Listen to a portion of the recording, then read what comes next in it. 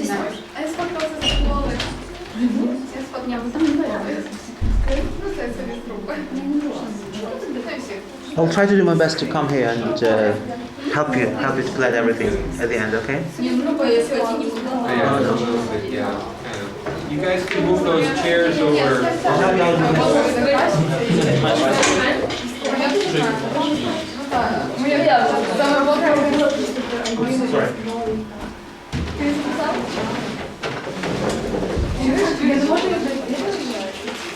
No, they have a special table.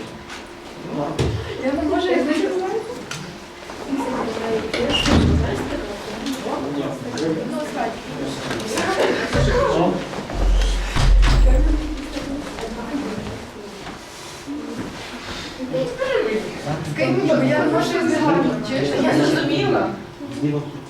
Там де живіше, cały ten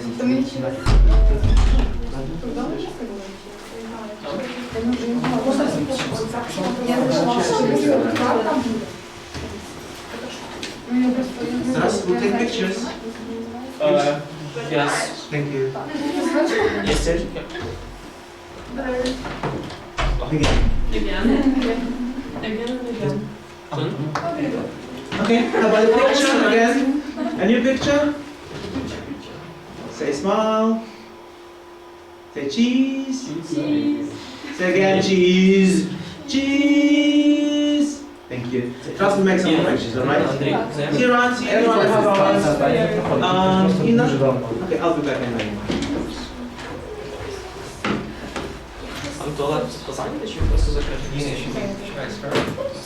Okay, you guys, welcome to our life skills class, okay? Now, my name is Jimmy, and I will be teaching this class for the next several weeks, maybe longer. But what we're trying to do is we're trying to teach everyone in this class two things. One would be to improve your English, of course. The other would be to improve skills that are going to help you in your life. And what are some of the things that you need to know to be happy, productive, to get the things you want in life? Can you tell me some things that you need to know? Come on in. Come on in. At first, you need to be health. All right, you need health. Yes. And we will be talking about health at some point, the psychology of health. And health, what does health mean to you? What does it mean to be healthy? When you feel alright. When you feel good. Strong mind. When you feel good, so, When you don't mind about your health. right, when you're not thinking about your health. But yeah, health basically means that you can do the things in life that you want to do. You have the physical strength and energy, and that you have a positive outlook. You believe in yourself and feel confident. So we're going to talk a little bit about health. And health really is, can your body do the things that you want it to do?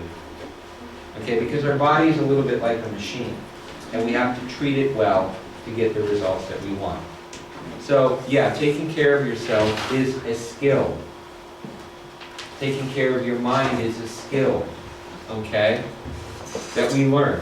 What are some other important skills that we must know in life to be successful? Communicating. Right, communication skills. That is a very important skill. And communication, how do we define communication? What is communication?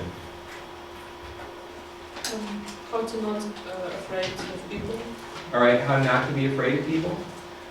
That's part of it. Communication, being able to overcome fears is an important psychological sign of health. A lot of people are afraid of things. Everybody in this room is afraid of something. Our goal is to overcome our fears so that we can do the things in life that we want. If we're afraid to speak English, we won't learn English. Okay? So we avoid our fears. And what I will teach you to do is how to face your fears. How to say, okay, I'm not going to be afraid of this. Because when we're afraid of things, those things stop us from having a good life. So dealing with our fears will be something we will talk about. It's okay to be afraid. It's part of being human. to have fears. We need our fears to keep us safe. But sometimes our fears stop us from having the kind of life we want. Okay? So I'll teach you how to deal with your fears. Communication is also what? What is another way of looking at communication? What is communication? What is the art of communicating? It's like exchanging information. Exactly. I'm supposed to not just hear the person, but to listen to the person. Right, there's a difference between hearing and listening. Hearing is the sound. Listening is getting the idea of what the person is saying. And there is a skill called active listening. And that's a skill that you all need to practice. If you're going to develop good friendships, you have to be an active listener. You have to get the meaning behind what a person is saying, not just the words. And when you develop the meaning, then you understand the person better. So communication, as you were saying, is I have an idea in my brain, and I want you to know that idea. I want my ideas to go into your brain so that you know what I'm thinking and you know what I'm feeling, so we can become close. We can develop a close relationship. And we will talk about close relationships. Close relationships are the most important relationships that we have. And close relationships involve many, many things, including trust and respect and understanding. So we'll look at close relationships. But most relationships that we have are not close. I don't have a close relationship with you. Okay? It's not there yet. Maybe someday we will. But our goal is to develop close relationships, but you cannot develop close relationships with everyone. Just with a select group of people that you want to let into your world. I call it the quality world. These are the most important people in our life, and we want to protect those relationships. Other important life skills that we need to know to master the world. Other things that we need to know to... That's hard, but all we need is love. About what? All we need is love. All we need is love. Well, love is a very important concept, but it's a very mystical concept. The same communication. Yeah. My feeling is you can't have love unless you have the other things. You can't love somebody unless you can communicate, unless you develop understanding, self-awareness. Love is the thing that comes when you develop yourself. And when you develop yourself and you know yourself, then you can find love. Until then, you're in the dark. You're operating in total darkness. It's just an emotional chaos. So love comes when we develop these other aspects of ourselves, okay? And so you have to develop yourself first in order to understand and find love. Because it is the most difficult thing to find, but it's also the most important thing to find, okay? So the difficult things are always the most important. But it starts with, first of all, loving yourself. You can't love somebody else if you don't love yourself first. So we'll teach you how to do that. Okay? It's a long, difficult process. But it starts with taking care of yourself first. And when you take care of yourself, then you have something to give somebody else. Love is not a noun, it's a verb. It's a verb that says, I will give you something. I will give you part of myself because I believe that I have something to give. Okay? So we'll teach you guys about love, which is a very complicated and difficult topic. Okay? But love is reserved for the very close relationships that we have. So what else are life skills? What are some of the other life skills that we must master? How to make money. Okay, how to make money, I think, would go under critical thinking. We have to be able to think in a clear way. People who make money in this world are good thinkers. They use their brain in a very good way. I mean, how to find yourself in this world. Well, right, okay. That's part of self-awareness. When you know who you are, when you know your strengths, then you can apply those strengths to increase relationships, but also to increase financial benefit. Because money is important. I'd rather be rich than poor. I have been poor. I don't think I've ever been rich, but I think it's not that important. But you have to have a minimal amount of money to be relatively happy in this Western civilization that we live in. If you're poor, it's a little harder to be happy because you're focused on survival. And we don't want to be focused only on survival. And if we have enough money, then we can focus on the higher aspirations in life. Relationships and beauty and art and things like that. Now, I've spoken for a few minutes here, and this is not just a lecture about me giving you information. This is real communication here. And I want to hear what you have to say. All right? Now, is there any other life skills that you think are critical? Tolerance? All right, tolerance is a characteristic, it's a trait. It's being open-minded and tolerant. Does anybody know what the word tolerant means? What does it mean to be tolerant, and why is it important? It's to be patient to the things you think are wrong. Okay. Tolerant is forgiveness, too. Tolerant is patience. Being tolerant also means that you accept people as they are. Now, one of the important things that we all need to learn as a human being is that every person in this room has problems. We all have problems. We all have flaws. You know what a flaw is? A flaw is something that's not quite right about ourselves. When we're tolerant, we accept the whole person, not just the part we like. Okay? We accept the person as a whole human being. All right? We don't say, well, I like this part, but I don't like this part. Okay? We take the person as a whole. Okay? Come on in. You're welcome. Бажаєте замовлення зробити? Так. All right, okay. I guess we have to order something? Yes. You guys, yeah, I guess the discussion is free, but we have to order, you should order a drink, and maybe there's a menu around, because how many of you have never been here before? How many of you have never been to this class before? All right, how many of you are AmES students? Most of you are AmES students, some of you are not. Okay, but I guess that's part of the rules, that the discussion is free, but you have to order a coffee or tea or something like that. Okay. Okay. What was I talking about? Tolerance, right? Tolerance is understanding that there's no perfect people. Nobody's perfect. Well, maybe Arthur is perfect, but nobody else is perfect, all right? Okay, nobody's perfect, and it's okay to be imperfect. I like imperfect people. I like people who are flawed, because that means I can help them, and they can help me, all right? So all of us have these imperfections, and it's okay. We accept people as they are, okay? But we might still want to help them with their problems. You know what I'm saying? We can be tolerant, but we can still see that maybe this person needs a little help. All right? Other life skills that you guys might want to talk about during this class. Other life skills.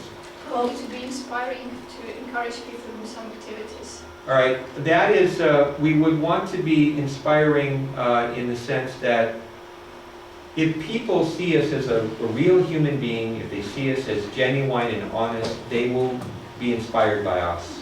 We do want to inspire people. I think part of our purpose on this planet is to help people reach their goals and dreams in life. Okay?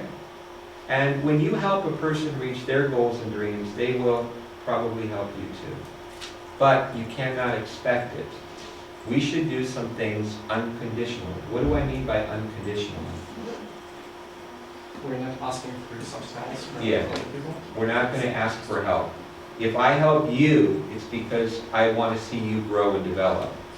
It doesn't mean you're going to do anything for me. If I expect you to do something for me, then I'm not really a caring person, per se. All right? Then it becomes a deal, a business deal. Okay? So what we want to do sometimes is help other people, and it may or may not come back to us. There is a concept called pay it forward. Has anybody heard of that concept, pay it forward? Yeah, it's a Where- the movie. Right, it's the movie where you do something for me, but then you disappear. So I can't do anything for you, but I might do something for her. And you don't do something for me, you do something for her, all right? That's the way you make a better place. It's very idealistic, but if everybody did those things, the world would be a better place. Okay, but unfortunately, human beings are a little bit selfish. We're thinking about ourselves first. And we have to try to get away from that sometime. Not all the time, but sometime during your day, every day, at least once or twice, you should do something unselfish. Okay? That's the way we make a little bit better world. Okay? Other life skills. Some experience which we have in life. All right, all of our experiences are going to teach us about the world. That's how we know about this world. We would come into this world as a blank slate. We come into this world with no ideas on how to be human. Our parents will teach us some ideas. We learn from our culture and the media how we should act. You as Ukrainians were given certain information by your parents and through your media how you should be a Ukrainian, what you should eat. Ukrainians, for example, eat borscht. We don't eat borscht in America. All right, but you were taught those things. So you're taught to view the world in a certain way. And we will talk about the concept of worldview. And worldview is how you see the world. Okay, how you see the big important aspects of the world. Okay? But our experiences give us a guide as to what the world is all about. Okay? And without experiences, we don't know what to do. Our experience teach us about life. Okay? Other life skills, things that you need to know in this world to be successful, productive. Other things you can think about. How to control emotions? Very good. Emotional regulation. Human beings are emotional creatures that have the ability to think. We're not thinking creatures with emotions. We are emotional creatures that have the capacity to think. And being able to control and regulate your emotions is absolutely critical. What happens when you feel anger? What happens when you feel sad? How do you deal with those feelings? A lot of people, when they get upset, they get very angry and then they cause problems for other people. The first thing is to understand these feelings inside of us. What is going on inside of me? And our emotions tell us about how we're feeling. And our emotions produce chemical changes. When you're angry, there's a lot of chemical changes taking place inside you. Our brain is releasing neuropeptides and neurotransmitters that are changing our physiology, and it's causing us to do certain things. We need to understand that so we can use our emotions in a way that can improve our condition. Okay? Now, emotions are not neutral. Emotions are either pleasant, they feel good, or they feel bad. When we have a good emotion, we want to keep those good emotions going. When we have a negative emotion or an unpleasant emotion, we need to listen to it, and we need to figure out how to deal with it. Okay? Because we're all going to go through these unpleasant emotions. Every day we feel them. How we process those is very important. Because the way we process our emotions will determine our mental health. It will determine whether we're happy or sad. And we want to be happy. We should be happy more times than sad. All right? And I will get into why it's important to be happy. Okay? Other life skills that we should know. We should have the targets, the aims. Yeah. To know what we want to do. Right, and I think that all comes, that's all part of self-awareness. You guys have got to figure out what's important for you, what you want. And in my work as a counseling psychologist, there's a lot of people that do not know what they want in this world. They don't know where they're going, and they don't know what they want. And if you don't know what you want, then how do you know where to go? You can be led by other people. Other people will then tell you, this is what's good for you. You have to figure that out yourself. You have to figure out what is good for me, what is important for me, where do I want to go with my life? And you need to develop goals in different aspects of your life. And I know that all of you have at least one goal in common. What is it? Be successful. But you know, what is success? Success is something that is different for everybody, but what was your goal? To find out how to communicate in English. That's right. All of you guys have a goal of learning English. That's why you're here, I guess. All right? So your goal, you have an educational goal to learn English. Okay? So that is something you all share in common. Okay? And I will help you with that. And I'm going to speak slowly and clearly so you understand what I'm talking about. All right? You probably notice I speak a little bit slower than maybe some people.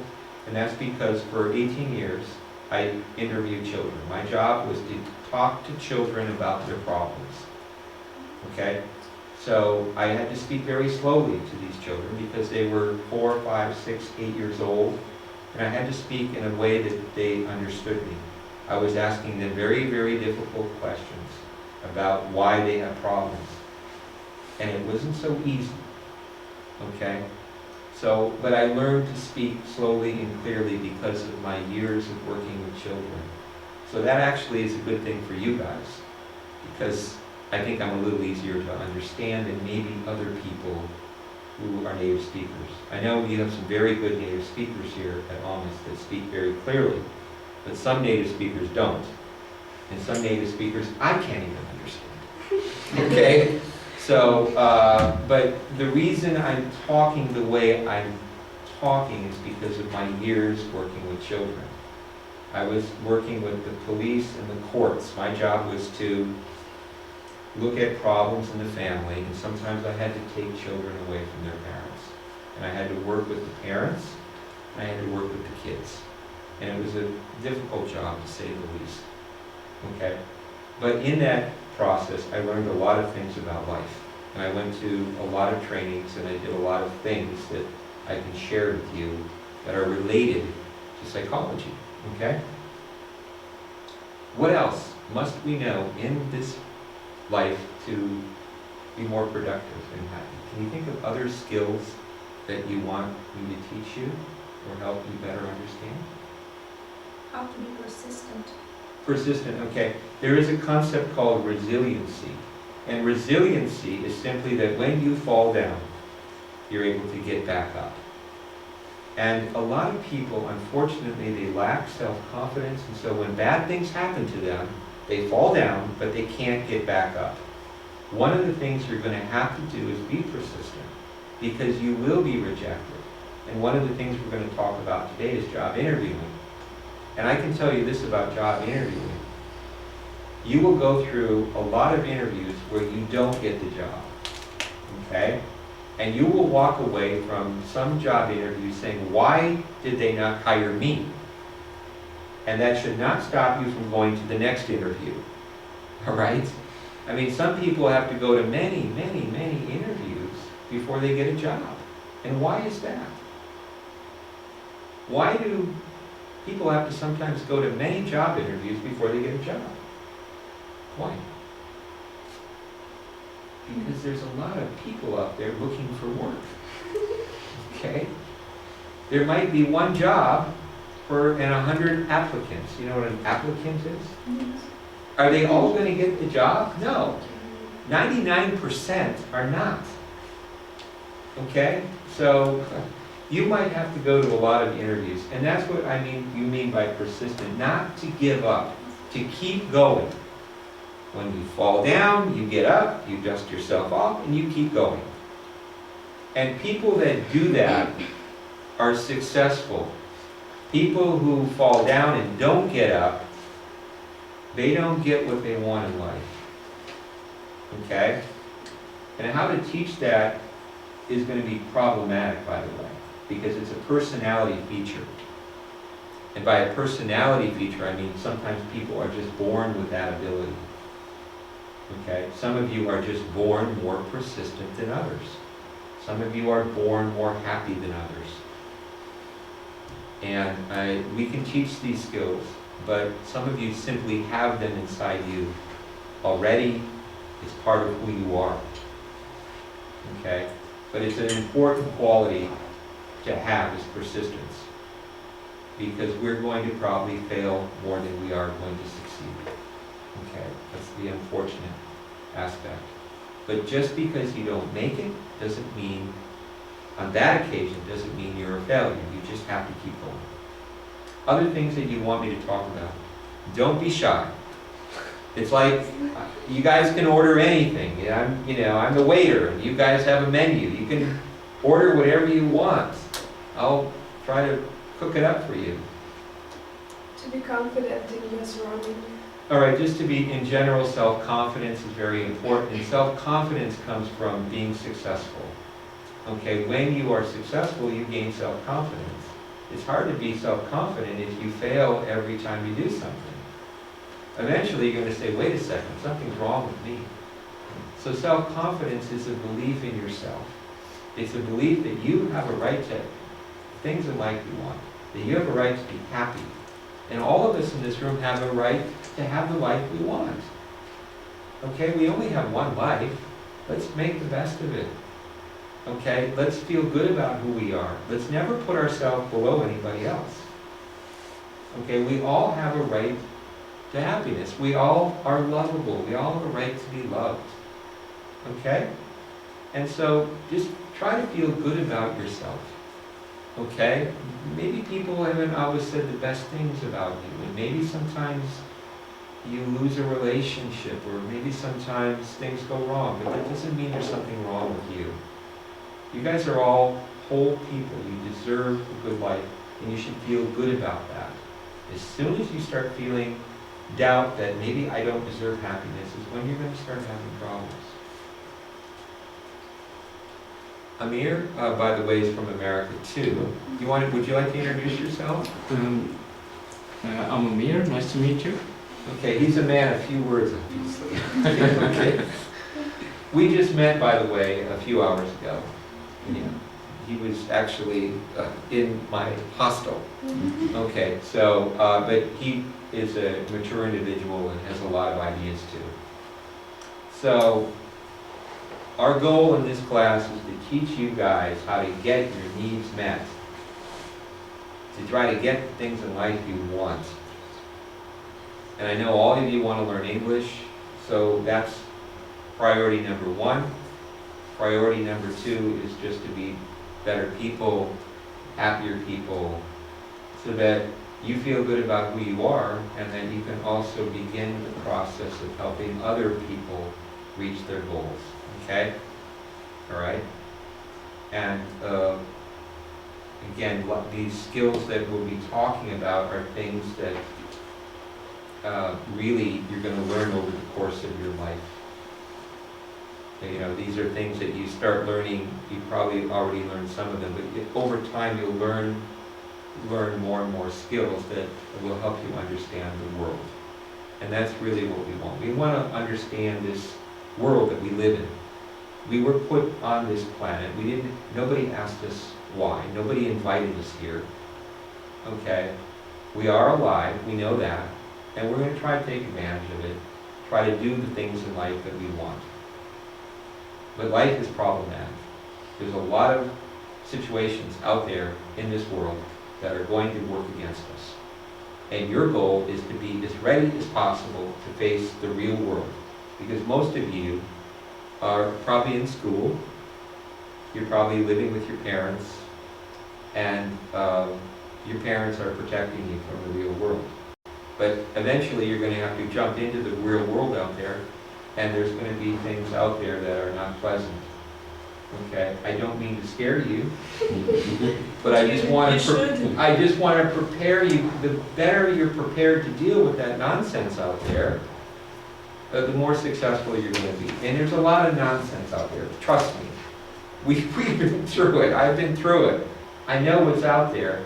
there's beauty in this world, unbelievable, but there's also people and situations that are not on your side, and you need to be able to deal with that stuff, all right? And we'll try to teach you in some way how to deal with the nonsense that goes on up there in the real world, okay? And obviously getting a job is important because when you're doing the work that you want to do, you're earning money and you're feeling good about yourself when you have the job that you want. And most people do not have the job that they want for themselves, okay? So, other things that you guys want me to talk about? Are you understanding me? Are you, am I clear? All right, I'm gonna give you a lot of reality, by the way. And I don't know, some of you are pretty young. We have a lot of teenagers here, right? And I don't want to scare anybody, you know, but my goal is to give you reality here. And because sometimes your parents don't like talking about these things, all right? But we'll talk about things that you need to know. But remember, a lot of stuff is my opinion. And opinions are not always facts, okay? I have opinions about what you should be doing. But you don't have to listen to me. In fact, you can question everything I say. Anything I say, you should say, wait a second. All right? You can question me. You can challenge me. You can debate me. And maybe you win. All right? Maybe I learn from you. All right? So, let's just try to work together. And if you have a problem with anything I'm saying, if you don't understand something I'm saying, then talk to me about it. Communicate with me. That's what I want. I want you guys, if you're uncertain or confused, to say, wait a second, can you explain that better? Can you tell me more about that? Okay, and I will. I will give you an honest answer. And it may not be the answer that you want, but it's the answer that I believe is the truth. And that's another thing we have to do, is accept the reality of this world. And it's not always easy. Okay, getting a job, all right? Would you guys like to talk about that? Talk about interviewing, job interview, all right? Okay. All right, and basically what I'm going to do is, I have a really long slideshow here, but we're not going to be able to get to it all. In fact, just pieces of it. Since so many of you probably are not in a position of getting a job now, okay, you could have a job as a waiter if you wanted to, serving drinks to people. I wasn't a waiter. You were a waiter? Yeah. Congratulations. Okay. I was a barkeeper. You were a barkeeper? Yeah. Are you still a barkeeper? No, I mean not the keeper. I mean not the owner, but the barman. I mean, All right. I'd like to get to know you better. I was. Are you still? I was. You were. Yeah, Oh, then I don't need it. I need somebody now. I need somebody now. Is anybody here? Well, I'm just joking. Okay, So so, if we have got the waiter, the barman, we can make the company. all right. Yeah. Good. Well, You need you guys start a business together, okay? I'll be your #1 customer at the bar. Of money. Okay, the thing about a job, let me just throw it out. What are some very essential concepts in finding a job? Yeah. Did you have your hand up? No. What are some important concepts in finding a job? Skills? All right, skills. Right, you have to have the skills for a job, okay? And what? Not just Persistence. All right, persistence. Well, first of all, if you're applying for a job, You should write your CV all right, you need a CV. How do you write a CV? yourself. I can write you a CV. A CV, what is a CV? It stands for what? Curriculum vitae, right? What's another word for CV? Resume. Resume, okay? So resume usually should be 1 page. Should have a picture of yourself on the top right corner. Should have your name, your address, your birth date, your email contact, and what else should a CV have? Short information. What? What you said. Basic information. Basic, well, what is the basic information they're looking for in a CV? Professional skills first. Professional Education. skills and Education. educational skills. So those are the two things. Now, some people list education first, some people list jobs first. You should list things in chronological order. The best CVs start with your current job experiences, and you don't want to list a lot of them. And if you only work for a company for a short period of time, maybe better not to put it down. Because they don't like to see that you worked this company for 2 weeks or this company for 3 months. They like to see a CV where you've been in a company for a few years. But for you guys, it's problematic because most of you, when you work a job, it's for the summer. So they want job experiences, but they don't want to see you bouncing from one job to the next. Okay? And then education, you want to list your highest degree first. And for most of you, it could be a high school degree, it could be a college degree, it could be a master's degree, okay, or a PhD. Okay? And then maybe at the end of the first page of your CV should be what?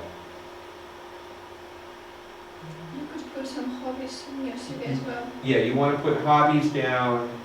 Yeah, you want to put hobbies that make Extra sense. skills. What? Some extra skills. Yeah, extra. Language skills. Yeah, language skills or computer skills, or that you have a driver's license. Some personal information. Yeah, but you have personal information about your family.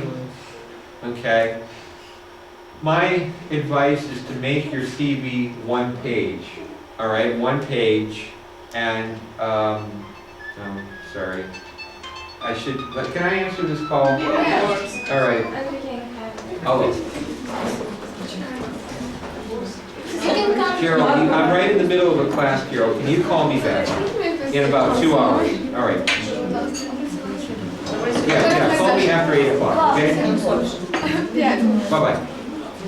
Okay, that was Gerald. That's a funny story with Gerald, but I won't tell you. Okay. What? Why you want to tell us a funny story about?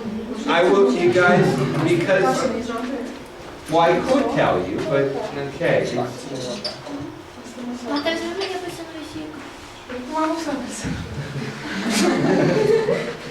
All right. I guess I didn't order anything. I can make Well, it doesn't matter. I'm okay with anything. I'm juice or whatever you do. All right. It doesn't matter. All right, you guys. Anybody order whiskey? You might need it to get through my class. Okay. All right, that's very good. I like that. Okay. With that challenge. Yeah, it's all right, you guys. So, Do you have extra orange juice?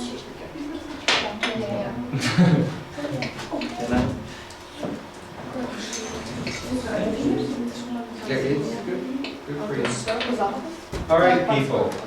Is everybody satisfied? Everybody happy? All right, everybody's doing okay here? All right. If nobody else wants it, I will. Okay, all right, you guys.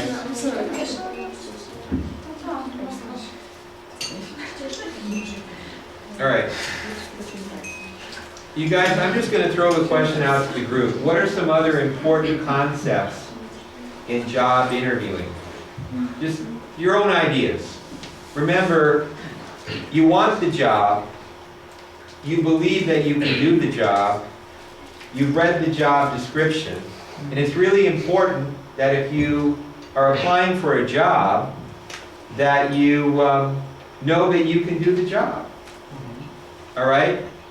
If there was a job for a Russian teacher, I would not apply for it, okay? Because I can't speak Russian, okay? It would be insane for me to do that, all right? So you apply for a job that suits your or matches your qualifications and your experiences, okay? What are some other concepts related to having a successful job interview? Know what you need from your job. All right, know what is required, the requirements. And we call it a job description. And what you probably should do is read the job description very well. Because what they're going to be looking for is, can you do the job? They're going to be asking you specific questions like, why should we hire you? Why should we hire you? So for example, is there a job that you would like? Is there a job you would like? Yeah. Doing what? Teaching. Teaching English? Maybe. All right, well, why should I hire you as an English teacher? Why should I hire you and not you? Why should I hire you? Because... I'm perfect. Well, you guys, first of all, I would probably avoid the word perfect because nobody's perfect. Okay, but I would... Joe. Well, except Arthur and you, okay? As I said. Okay. What you should do is say, look, well, how would we answer that question? Why should I hire you? Because I'm the best for the No, job. you should. I have It's some not specific skills that you need. versus All right, I think that's some experience. right. You want to mention your experience, what experiences that you have certain skills that would allow you to do the job better than somebody else. Remember, when you're applying for a job, you want to bring out your strengths. You want to show your strengths, and you kind of want to hide some of your weaknesses. We do that when we meet people for the first time. If you go on a date with somebody, for example, you meet a girl for the first time, you're not going to tell her all your bad habits, right? Your friends will tell her. Well, you want to keep your friends out of it. Second, you guys, by the way, they are going to ask you a question. What are your strengths? What are your weaknesses? No. How do you answer that question? Nobody is asking you what are your weaknesses. They do. Yes. Not on a date, not on a date. I'm talking about- They'll figure that out. They'll figure your weaknesses You should out. answer What? your weaknesses You that should be maybe honest. good features from the Yes, society. I'm a hard worker. Yeah. I Yeah, work we're- too much. Yeah, but you Yeah. know, some companies, believe it or not, well, first of all, they might not believe that answer. They might not believe that answer, all right? But another reason they might not like that answer is because people who work too hard, they oftentimes get burned out. And burned out means after 1 or 2 years in the job, they are exhausted. And when you burn out, you're no good for the company. And so companies like people who work hard, but not too hard. Okay, believe it or not.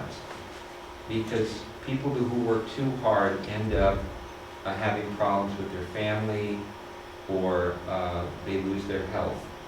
So you want to tell them you can do the job. They will ask you, by the way, about how you deal with stress, how you cope with stress, and how do you cope with stress. And I don't know your names, I'm sorry, but how do you cope with stress? How do you deal with stress? I'm watching a lot of films, movies, Okay, which give me some inspiration. all right. Give me a movie. Now, they may ask you what your favorite movie is. What's your favorite movie? V for Vendetta, and also What is it? V for Vendetta. V for Vendetta. Yes, with Natalie Portman. Okay. It's very good film And why is it a good film? because it's very smart and Intelligent? intelligent. Yes, and it is about the importance of one person and what one person can do for the whole country and for all world. Okay, well that, okay, so that would suggest, when you mention that film, that you believe that it's important to do things for other people, right? Yes. Okay. Now, another question they might ask is how you get along with your coworkers. Your coworkers. And has anybody here had a problem with a coworker? What does mean coworker? Coworker would be So- colleague, colleague, Ah. or somebody that works in your office. They will ask you how you get along with people. But before I go on to that question, just remember, they are going to ask you, they might ask you a question about how you deal with stress. What do you do when you come home? Because the company wants to make sure that when you go home, that you take care of yourself. All right? That you relax. That you can come to work the next day and feel energized so that you can do your work. Okay? And workers who do not do that end up missing a lot of work. And your company is going to want you to stay healthy. So they may ask you, how do you stay healthy? Okay? All right? What about coworkers? Are they going to ask you how you get along with people? But it depends on the work requirement, Right. because if you are on the core workers run some big company of thousands of people, it's gonna be a hard question. Yeah, you know, the thing is that if you're working, let's say, in the IT sphere, where you're just working on a computer, that might not be a question that they would always ask, how you get along with your coworkers, because you may be very isolated. You might not have a lot of interaction. It could be better Could I question. interrupt you about Yeah. IT sphere? I think it's not right, because in IT sphere actually they work in teams. Yeah, that's It true. is very important to cooperate in teams correctly. Yeah, and I was going to get to that, yeah, even in some IT spheres, you're going to be in a team. You're going to be in a unit. And probably they pay even Yeah. more, a lot of attention to this cooperation, and usually very often the question which is asked in the interviews is also, are you a conflict person? Because the conflict person couldn't cooperate with the other people correctly. Okay, and right, well, they're going to ask you how you deal with conflicts, and I can remember in one IT company in Kiev, I was asked to come in and try to create a team. Everybody was doing their own thing. Every worker was just focused on their job, and they wouldn't share their information with other people. And that was a problem. Let's say that Sergey develops a really good idea, and maybe there's Andre next to him. Now, the company wants Sergey to share the information with Andre, so Andre can also be a better worker. But maybe Sergey is thinking, well, if I share this information with Andre, then that makes me weaker and makes him stronger. The company doesn't want to hear that. They want people that are good team players. Okay? In some jobs, it's extremely important to be a team player. Okay? In most jobs, you are going to be working in a unit. You're going to have a supervisor, and there's going to be, I don't know, 5 to 10 to 15 people in your unit. And you need to be able to get along with these people. And you need to be able to work with them in projects. Okay? And if you don't, they may look for somebody else. Okay? So they're going to ask you, are you a team player? Now, what is another very important relationship in a company? It's your relationship with who? Boss. The boss. So what would be a question that they might ask? Describe your ideal boss. Describe a perfect boss for you. And what you shouldn't say, well, it's you. You're my perfect boss, okay? Perfect boss is boss you don't communicate with alone. Yeah, well, you know, there are what we call hands-on bosses and hands-off bosses. Micromanagers and macromanagers. A micromanaging boss likes to know everything that's going on. And we would call that a hands-on supervisor.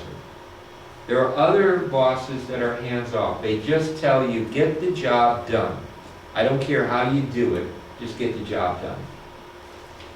Now, I think you would like a boss like that, right? Yeah, just get the job done, and, you know, if you need help, you can talk with me. But not all bosses are like that. So they're going to ask you to describe the perfect boss. Does anybody want to describe the perfect boss?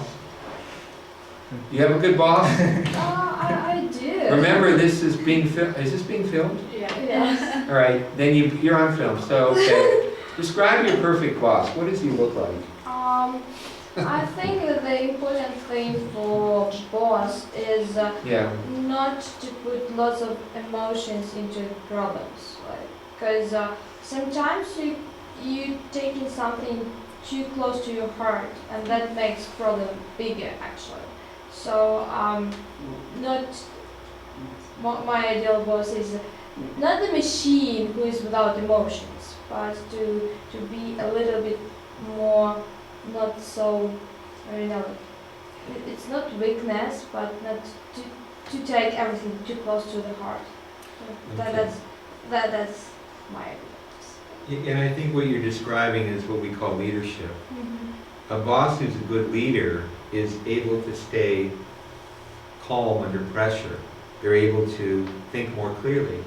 Because once a person gets angry, once a boss gets angry, they say a lot of stupid things. Anger is a stupid emotion. It's the stupidest emotion because we don't think well when we're angry. And so a good boss should remain somewhat calm, and that gives them a better chance to make good decisions.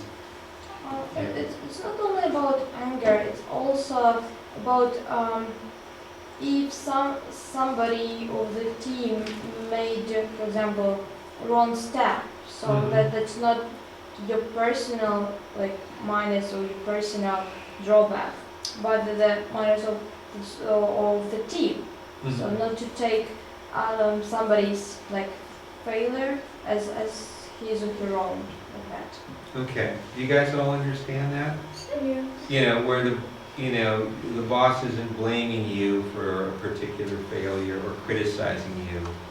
Or if they do criticize you, they do it in a way that's fair and humane, and that actually makes you a better worker than makes you more insecure, okay? But that might be a question that comes up. Describe a good boss. Describe good working conditions, okay? What are some other questions that may come up in a job interview? Some of you maybe have not been to a lot of job interviews. How do you feel yourself in this company in a few years? Right, that's a good one. It might be, where do you see yourself in 3 years or 5 years or 10 years? And what would be a pretty good answer for that question? To answer, to ask where the company sees yourself in 3 years, in the same year's time. Okay, so you're going to do sort of a rhetorical question back Yes. to them? Yeah, You know, you can ask questions, but I think if they ask you a question like, where do you see yourself in 3 years? Like yourself in our company. Well, they're going to be a little bit more vague. They're going to say, where do you see yourself in 3 years or 5 years? Now, they're not going to say our company. They're going to say, where do you think you'll be in 3 or 5 years? What would be a good answer? It depends.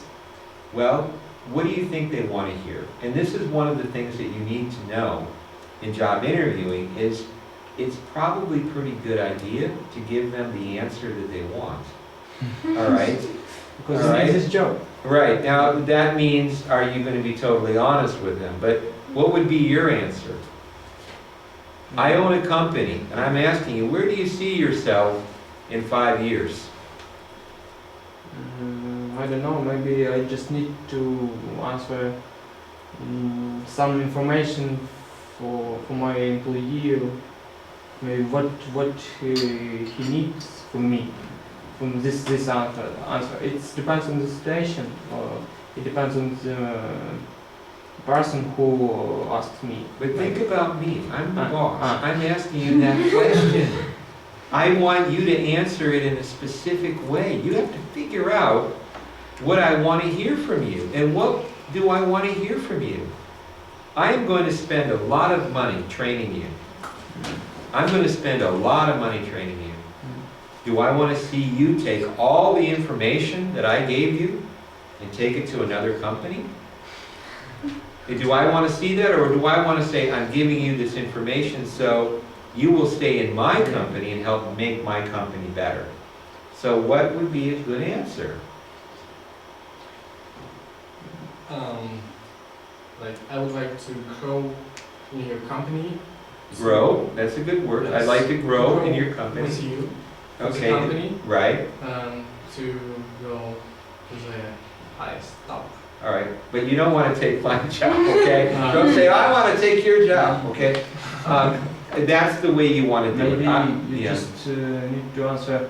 I would like to develop your company yourself and. Okay, develop, I want to with help. teamwork, yeah. Right. Now, they're going to probably say, then how do you propose to do that? How can you make our company grow? What can you do to help my company grow? This is our company now. What are you going to be able to do to make our company grow? Tell me. I need to know. It's clear question about some special. You got to answer it. Come on. You know. What can you do for me? Actually, I run an English school. No. I run an English school. I need to know what you can do to help me. Because there's other people that want this job.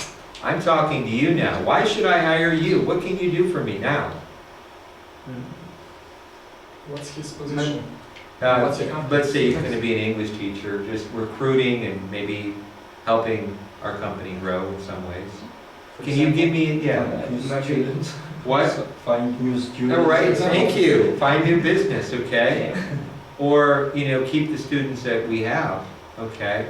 But I think that is a general question that any company, when they hire somebody, keeping in mind that it's a big investment for that company. And if you hire the wrong person, if I hire you and not you, and you don't do a very good job, I lose.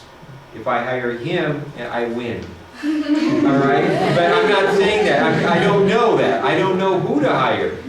But you've got to convince me that I should hire you and not this guy. All right? Yeah. All right. Okay. Now, again, these are all questions that are going to come up. All right? Other questions that will come up in job interviews. The hardest one is how much do you want to earn?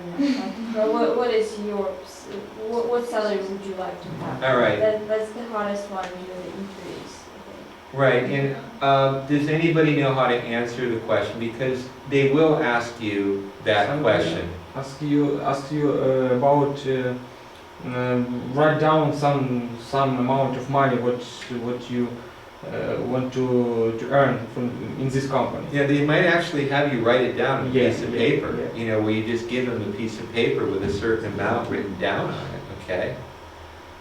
And make sure that if they ask you how much to earn, you put it in hryvnia, not dollars, or dollars, not hryvnia, okay?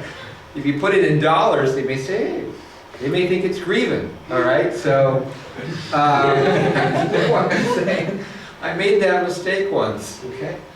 So, you know what I'm saying? Okay. Make sure you specify. But what are certain ways you can answer that question? What are your salary expectations? I would answer the salary I deserve to have.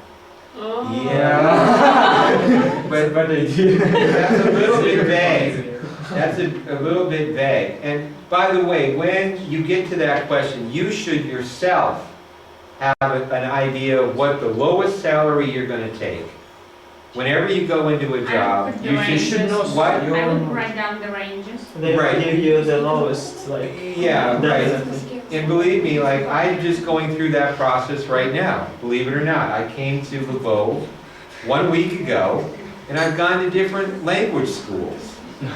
All right, in fact, I went to one language school, and they gave me this sum, and it was a really low sum, and I thought, God, I've got to get out of here. And then the guy calls me back, actually, and says, hey, we made a mistake. I'm sorry, we did our bad math. Okay, and then it turned out to be a little bit higher. But you need to know what is the lowest figure you would go. And if they go below that figure, you got to say, I'm sorry, you need to find somebody else. I won't accept that figure. But if you're hungry and you're looking for a job, you may end up taking a figure that's lower than you want. And it also depends on company policies and perks, like... Yeah, exactly. Because sometimes it's not the money that's the big issue. It's, okay, do I get medical? Do I get vacation time? Yeah, that's very important. What are the working conditions? And remember, salary in Ukraine is different because you might end up with a high salary, but with lots of hours. You know what I'm saying? So your hourly rate could be very low. Like marshrutka driver. Yeah, marshrutka driver, yeah. I tried for a marshrutka. The salary is pretty high, but Yeah, I tried for that job. I tried for that job, but I only had 2 arms. Marshrutka drivers in Ukraine, they have 3 or 4 arms. They have to, because they drive, they take the money, and all of that sort of Drink thing. and smoke. Yeah. Well, that's a good job they have. Okay.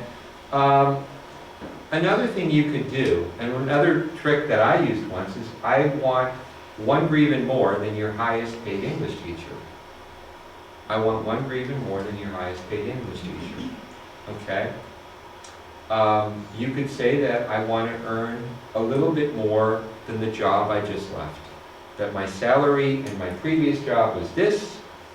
I need to earn a little bit more. Okay? Can you offer me a little bit more? But there is even a better answer than that. And what would it be? I'm trying to think of it. I can't remember. Actually, the answer would be something like this. I'm willing to start out at a lower salary, but if I do a really good job for you, I expect to get a raise. And if I do a really, really good job, I expect to be one of your highest paid employees in a year. Okay? So what you're doing is you're putting pressure on yourself, but they like that because good companies will pay for performance. If they have a good worker, they're going to pay that person top salary. So if you can prove yourself, you will get the money. Okay? You understand? So you're actually telling them, look, I'll start a little lower, but if I do a good job, I expect a raise. I expect to get more money from you. Okay, that's a way of getting your foot in the door and at the same time seeing yourself going up. Okay, that's just one thing you could do. Does anybody have a better answer than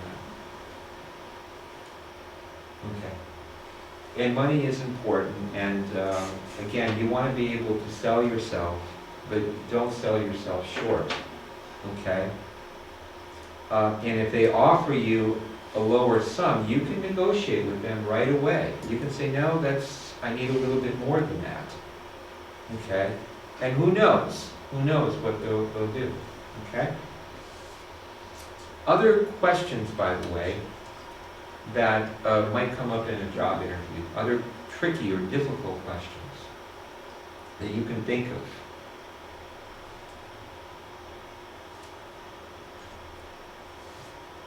Other things. It's like they might give you a fictional situation and ask you how would you behave in some situation. And that is the reason they're doing that. Why are they doing that? Why are they doing situations like that? It's a situational question. And why would they do that? Because such situations happen sometimes in their company and they need to know the outcome of their decision. That's one reason. The other reason is that you can't prepare for that question. You cannot prepare for these situational questions. They give you that question and you have to figure out the answer on the spot. All right? Or they may give you a hypothetical situation. Let's say you are coming to work and the elevator gets stuck. All right? The elevator gets stuck and you're in the elevator and it's not going up or down. What are you going to do in that situation? Okay? They might put you in a very abstract situation and ask you what you're going to do. Okay? And they're looking for a creative answer. They're looking for an honest answer. They're looking to see how quickly you can think. Okay? They may ask you about, again, your favorite music, your favorite movie. If you were a superhero, what superhero would you like to be? Batman. Batman. Why Batman? Because Batman has a cool car and he can fly. Batman has a cool car and he can fly, okay? What about Spider-Man? Spider-Man is cool too, but he's rather sticky. Sticky. All right, yes, okay. What about Superman? Would you rather be Clark Kent? You look a little bit like Clark Kent. Would you rather be Clark Kent or Superman? It's actually one person. With one person, but which one would you prefer to be most of the time? Clark Kent. Clark Kent. Because So, it's more fun to be Superman rarely. all right. Have you ever been Superman? Have you ever saved somebody? Sure. Tell me about that situation where you actually saved somebody. I actually saved somebody. Yeah. Actually, like some emotional people from like my friends from school that wanted to do some stupid stuff and they were really angry and I like stopped them and explained why not to do that and actually saved them from some trouble. Did they thank you for it? Did they thank you for it? Yeah. They did. Are they still your friends? Yeah. Okay. What if you found a wallet on the ground with money in it? What would you do with it? If there are credentials, I'll give it back. If not, I'll take the money. Okay. What if the credentials were from a very wealthy man, maybe an oligarch, who basically didn't need the money, but you did? Let's say you needed the money, maybe your friend is sick and you need to buy medicine. Doesn't matter, nobody knows that. You give the money back. You still give the money back? Yeah, if there are credentials. All right, okay.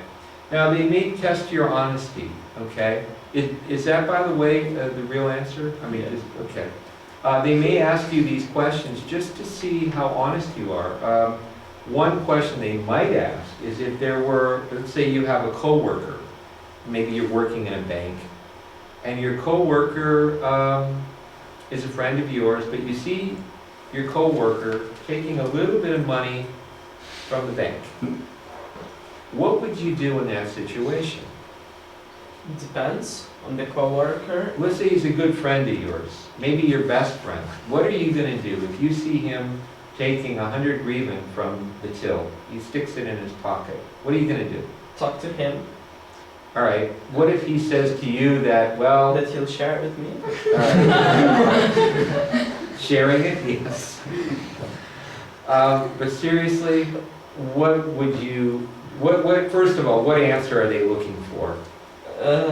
They don't like people who just tell that are too honest in these cases because in good companies they don't want people to like go and tell everything that is happening inside and to bring it out like to the people who tell about everything that happens, because if it is your friend and you like tell that he steals money, that friend that has some influence in the company will be your enemy automatically. Well, first of all, do you guys agree? What's your name? Taras. Taras. You guys agree with Taras? Let's say you see somebody, and again, these are hypothetical situations, especially if you apply for a job in a bank, and you develop relationships, friendships, and you see somebody taking money from the bank. What does the bank want you to do? There's an obvious answer. They want you to say. They want you to, they want you to tell them that I would tell you that this individual is taking money. The wrong answer is I would tell my friend to stop taking money. All right, because that's not going to work. The friend is going to probably continue to steal. So what you have to do is be more loyal to the bank than to your friend. You have to sell your friend out. Because if you don't, then you will forever, you could be blackmailed by this person in some way. You know what I'm saying? And you become like a co-stealer. Yeah, right. Or they could blame you, the co-stealer, yeah. And you didn't even get any of the money, okay? So it's very important that you answer a question in a way that reassures the bank that you are going to protect their interest, not your friend's interest. Now there are other questions related to, well, what if you have a problem with a coworker? Let's say your coworker is playing Pawlowski music, and you like Led Zeppelin music. What would they want you to do with your coworker? Execute him. Shoot the recorder. Him with a headphone. Headphones would work, yeah. And execution? Execution, yeah, well, that could Headphones work. didn't work. Yeah. If you're working for the mafia, that might work, but what they want you guys to do is this.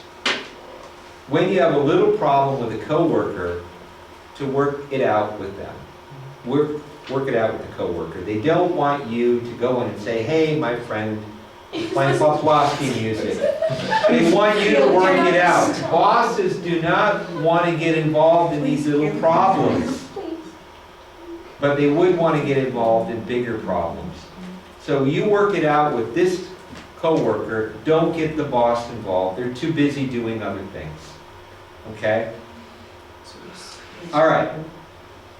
Other things that you should be aware of in job interviewing.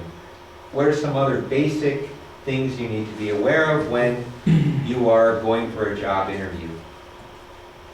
Do you know your CV? Because they can ask it. Sometimes people don't know what they have. Put on their CV. Yeah.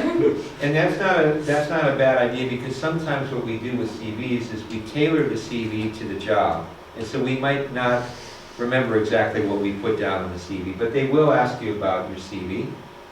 What are some other things that happen immediately? What are some of the things you should do right away when you're doing a job interview? Important concept. Interviewer can give you some psychological tests. They can. They might do a test on whether you're a risk taker, whether you're depressed. They might even do, interesting, if you're working in a bank in the United States, what kind of tests might they give you, by the way? IQ? Financial. A polygraph. They actually do polygraph, lie detector tests. They want to make sure that you're not likely to steal from them. They might do a drug test. All right? In America, it's very, very common to do a drug test. They don't like marijuana smokers. All right? And a lot of people in America smoke marijuana. And yes. This guy would know. Lots of experience, yeah. And marijuana stays in your system a long time. They can test it. If you've been smoking within 30 days, they will find out. So they're going to ask you to go in the back room and pee in a jar, and they will look for illegal drug use. And marijuana is now a drug that is becoming more legal, but employers do not like marijuana smokers because they tend to be a little bit more relaxed. That's reasonable, yeah. Yes. Other, Quite reasonable. pardon me? Quite reasonable, yes. Yeah, it's, you know, it's just part of our culture. I don't think they probably do that here. But, you know, you need to be ready for anything. So they may ask you some basic psychological questions. There are some very simple psychological tests that they can give you. What they're looking for, are you depressed? Are you neurotic? In other words, a nervous person? Are you more likely to think through a situation logically or through emotions? So it may give you an IQ test. They may try to figure out how smart you are. They'll give you a sequence of numbers, and they'll ask you, okay, what number comes next in the sequence? So they, you know, it's a basic IQ. They want to make sure your IQ is a little bit higher than normal, a little bit higher than average. They don't want to hire somebody with a below average IQ. Yes, but your IQ test doesn't show up your Actual real knowledge. actual Real, knowledge, yeah. but because you might be aware about these tests. Well, your IQ test shows what they call intelligence, but what they're really looking for is emotional intelligence. And when we talk about life skills, emotional intelligence involves self-awareness. It involves your ability to cooperate with others. So what they're really, that's more important. That's more of a sign that a person will be successful in work if they have a high emotional intelligence than a high IQ. But companies do like intelligent people. They want to believe that they're hiring a person that is above average in intelligence. Okay. Also, I'm sorry for Yeah. they can ask you about your family situation. Well, yeah, I just put some bad questions here, but they can't ask you about and that's one situation where people are likely to tell a lie, especially a woman. Permanent partner. What? What? It's like, are you married? Do you have a permanent partner? Yeah, they'll ask you about marriage. Now, I don't necessarily think these are bad questions, but they may ask you about sexual orientation. Okay? Or they may ask you if you had a gay coworker. What do you think about sharing a cubicle with a gay coworker? All right? What? Oh, now we're Well, but what if the boss is gay? Well, the boss is gay. Why not? So he will tell you if your lipstick is if it's used. If you Yes. No, it's not like trans. It's gay. Okay, well, they may ask you about these things, because chances are, if it's a big company, you're going to have gay and lesbian people as co-workers. And some of these people may show their gayness. You know what I'm saying? And they're going to ask you, okay, how do you deal with that? How do you feel about that?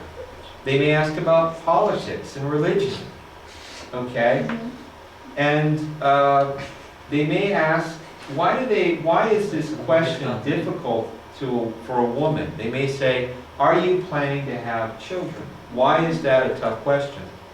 Because of the pregnancy. Pregnancy, that's exactly right. They don't necessarily want to hire a woman who is thinking about having children. Okay?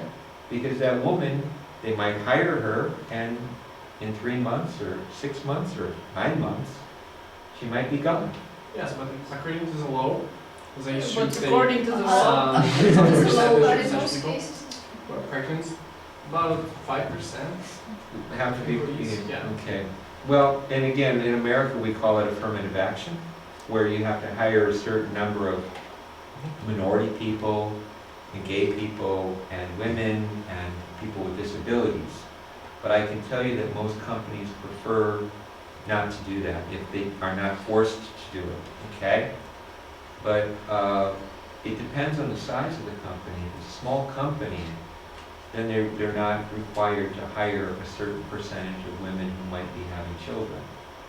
And if I own a company, I would prefer probably not to right away. I would want that person to be working with me for a while before they decide to have children. You know what I'm saying? It's just an economic reason for me, because I would have to perhaps pay this person and they're not even working for me, okay? Other questions, guys? Other considerations? Appearance. All right, appearance. And what is important when you're going into a job interview in terms of your appearance? how do you look?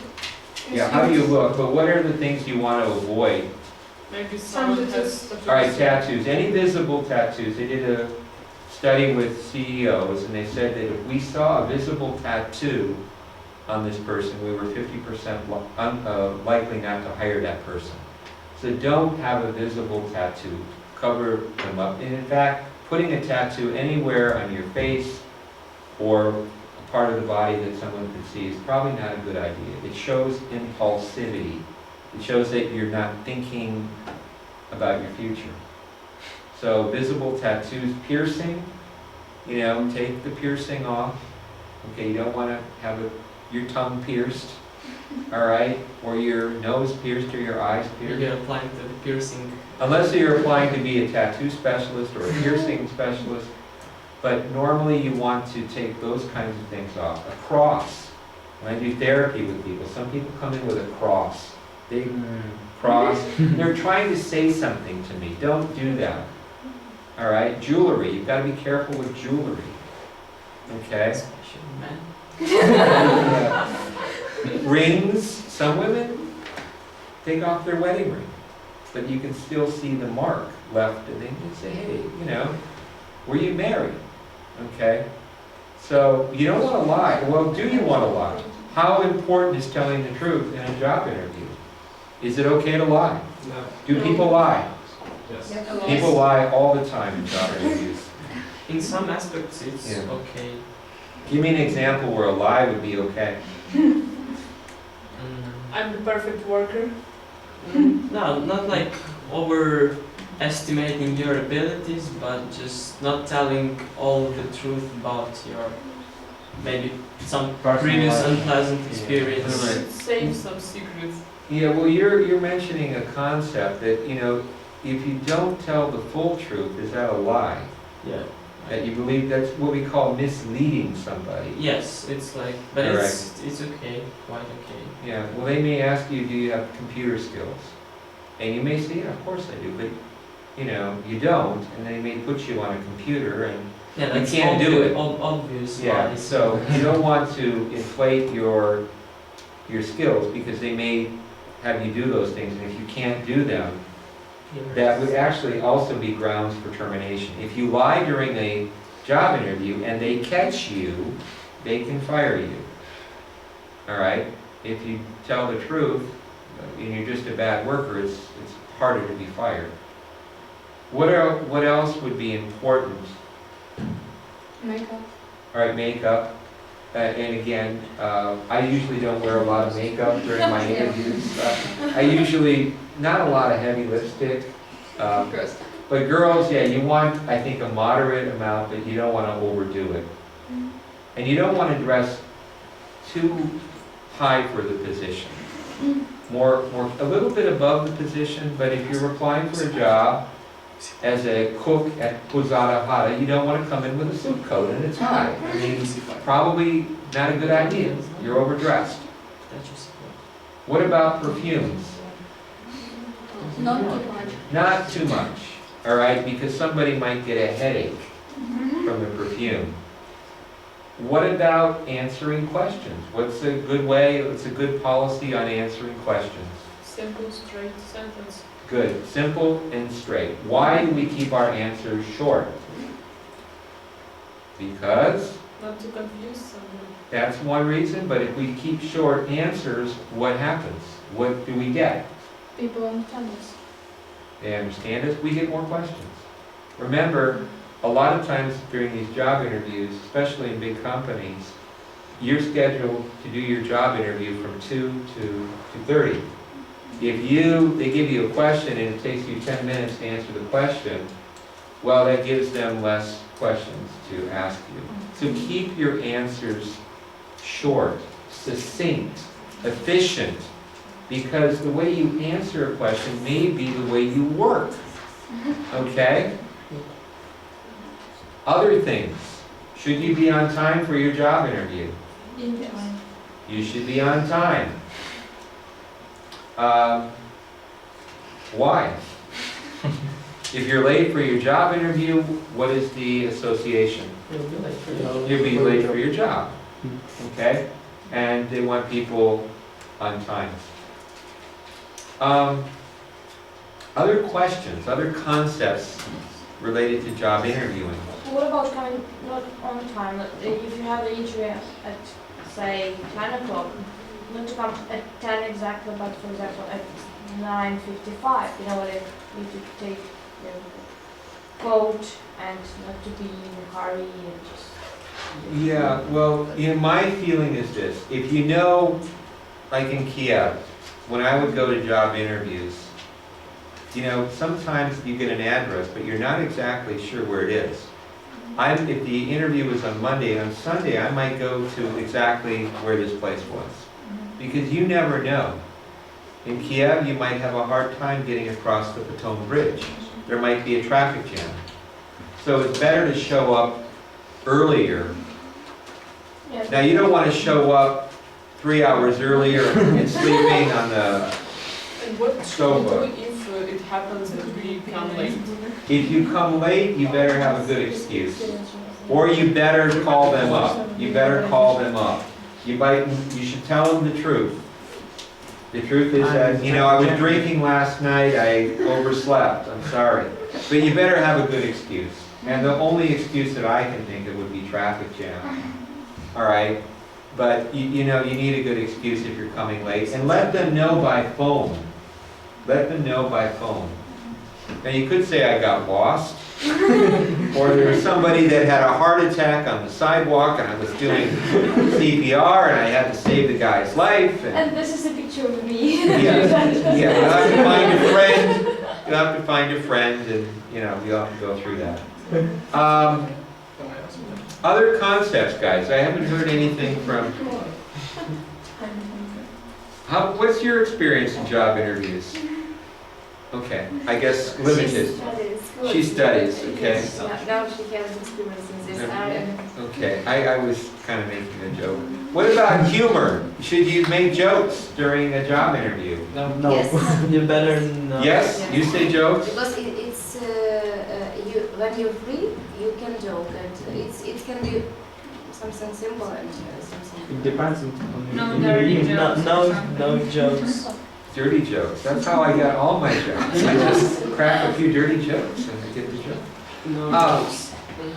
You guys, humor can be a double-edged sword. Yeah, I think it is important to smile a little bit during your interview. Brush your teeth, make sure you get a good smile, okay?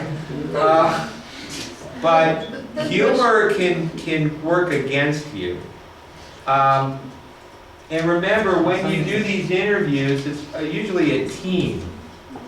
3 or 4 people. It's important to remember each of their names and refer to them by name. Don't forget their names, write them down. Should you be taking notes during your interview? Should you be taking notes? Is it okay? I think it's Yeah, okay. It's good. It shows that you are remarkable. It shows that you're paying attention. It shows that you're motivated and concerned. It's okay to take notes. What about asking them questions? It should be also straight, simple, short questions. All right, you should be able to ask them questions at the end of the interview, sure. It's quite suspicious if you don't have questions to the interview. Okay. What is a question they may ask you at the end of an interview? What are your plans on All right. evening? I mean, it's strange, really, but I had a situation like this. Because I was interviewed in like 3 o'clock p.m. It was strange, and after the interview they told me, "Oh, what is your plans on in this evening?" And I was shocked. But no, I told them like I'm going home and maybe later I will see my friends. And that's also they mark something on the note. Did you get the job? No. What they might ask you, and again you guys have to think about this question, is when could you start? If we hired you, when could you start? And what is a good answer and what is a bad answer for that one? Bad answer is immediately. A bad answer is immediately, because what they're going to take from that answer is that you're not loyal to the company you're working for now. Why would you be loyal to us? So the best answer is what? On Monday. The next Next to this week. Yes. day. I would say I want to give it, out of fairness to my current company, I need to give them 2 weeks' notice. Is that okay with you? And I think they would respect that answer. Okay. Other questions that they may hit you with, ask you. What do you know about our company? That's one of the early questions. How did you find out about our company? What do you know about our company? Do you know anybody that works for our company? Do you have somebody in the company that you know? Do you All have right. any idea what we do? Well, they should assume that you do. But you need to research the company that you're applying for.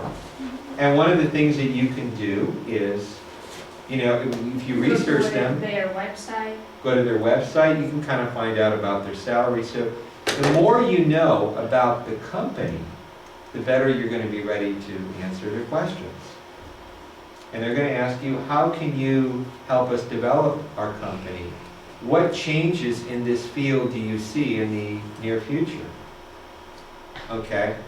They want to hire somebody that can help their company grow. They may even ask you for advice.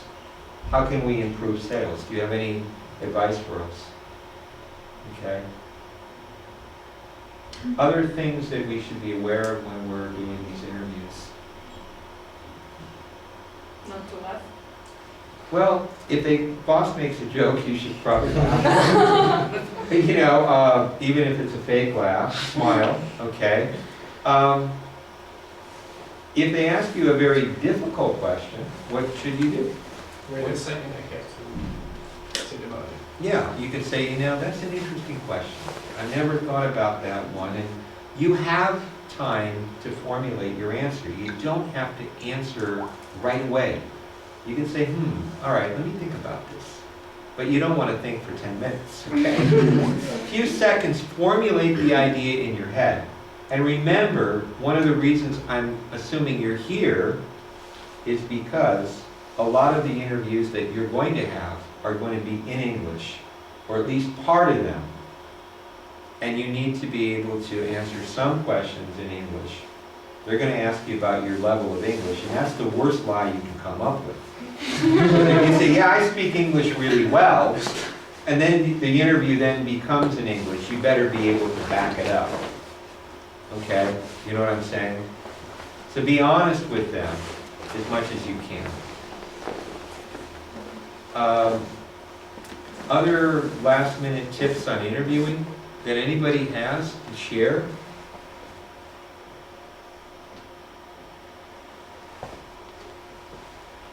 And this is for HR people. They may say, is there anything that would interfere with regular attendance at work?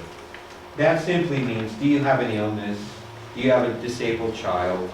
Cat. Or a cat that has got problems?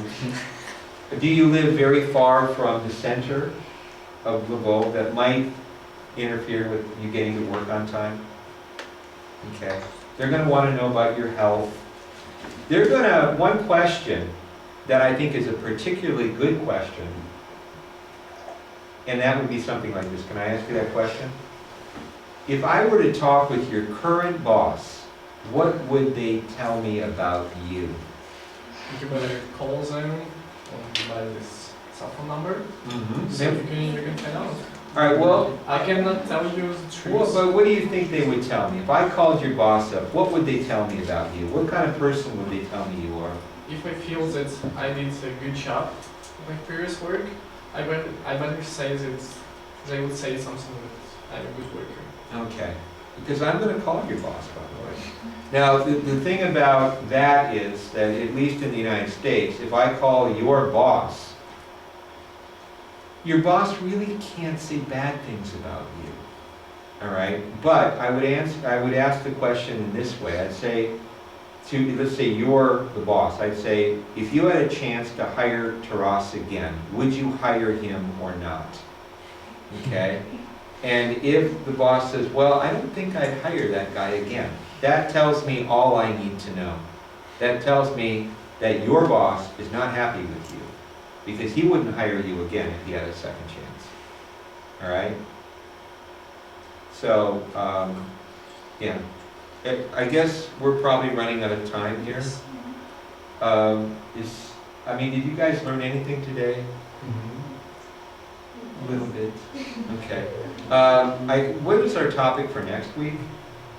Does anybody have any idea? I put it down. Yeah, you did on Facebook and on contact. Yeah, I put it down. There was some controversy about March The 9th. 9th. There is a chance that we will not have a club on the March the 9th. Do you want to put that out to the group here? Because I don't mind coming, but we need some Well, people. the thing is, the statistics shows that most of the people sitting here would promise to come on the 9th of March, but they will not.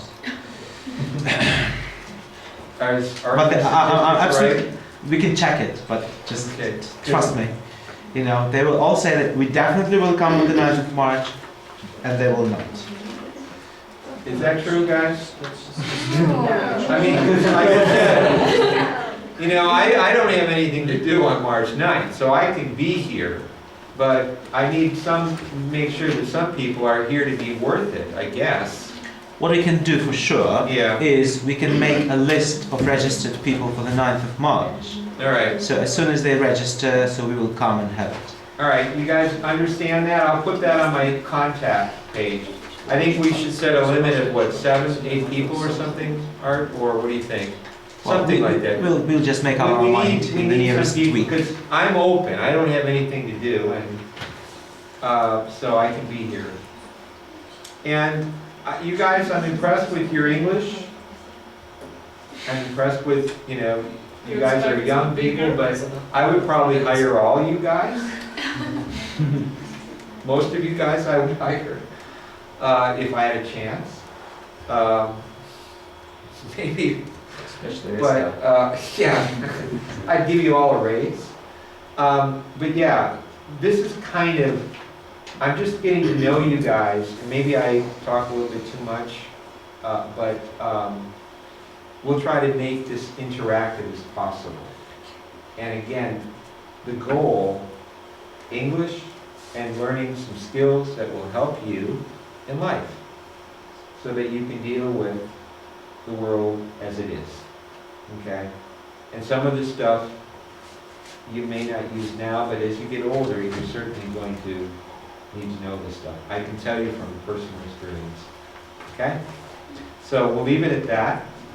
And I hope to see you back here next week. I think I've got my own recontact page that advertises this group. You've got something on Facebook. So all you guys got to do is either go to my page or the Facebook page, and you will find what we're doing. The topics, everything that you need to know about what we're going to be doing. And you can also post your ideas there too. Yeah, anything. We're open to suggestions, ideas. I plan to try to be here for a while, and I hope to be able to make it here. And I'm optimistic to a certain extent that I can make a contribution to your lives. And I just hope that we can all work together.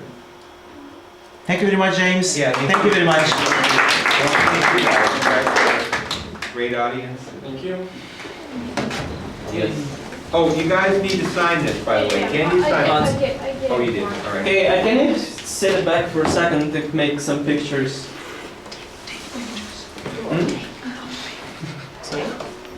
Take pictures, not make. I just take. You want to set your camera? Yeah.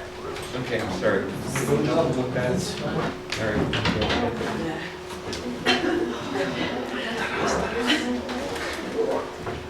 Yeah, I was so involved in the conversation and just a smile. Okay, all right. Great. All right, that's good. Can I stop smiling?